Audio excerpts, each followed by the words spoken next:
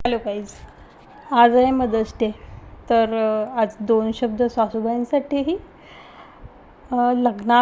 अगोदर आपण सासूबाईंचे खूप सारे किस्से ऐकलेले असतात दुसऱ्यांच्या, पण जेव्हा आपली सासू बनते आपल्यासाठी ती सासू म्हणजे कधी प्रेमळ आई होते, तर कधी मैत्रीण, तर कधी हक्काने काम सांगणारी एक आईच असते, तर कधी त्यांच्यातल्या जुन्या आठवणी सांगून आपल्याला आपल्या भविष्याबद्दल जे आहे सतर्क करणारी एक आईच असते ती.